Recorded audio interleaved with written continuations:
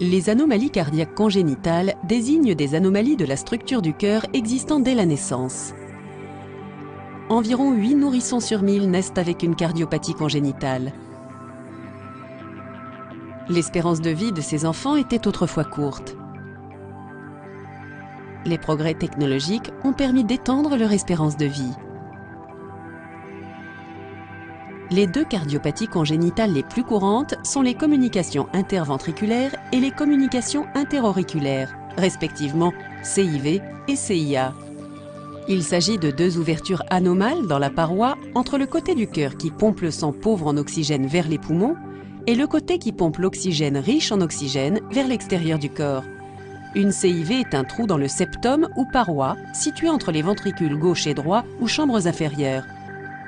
Une CIA est un trou dans le septum entre les oreillettes gauche et droite ou chambre supérieure.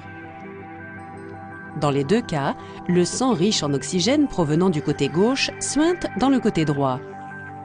La quantité d'oxygène en circulation diminue, ce qui augmente la charge sur le cœur et les poumons.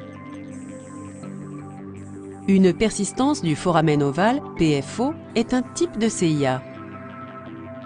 Le foramen ovale est une ouverture naturelle entre les oreillettes droite et gauche dans le système circulatoire du fœtus.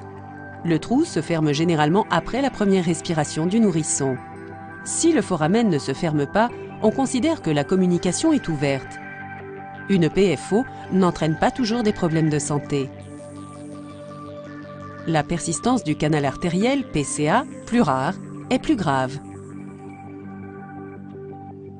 Le canal artériel constitue l'un des deux éléments normaux du système circulatoire du fœtus qui permettent au sang de contourner les poumons du fœtus, ces derniers n'étant pas nécessaires à la respiration pendant la grossesse. Normalement, ce canal se ferme à la naissance.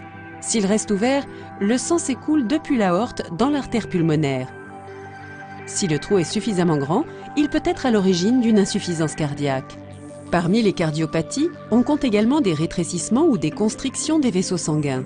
La coarctation de l'aorte est l'une des formes les plus courantes de malformation vasculaire. Un rétrécissement ou un pincement de l'aorte augmente le travail du cœur pour fournir le sang. Cette surcharge peut endommager le cœur et l'aorte.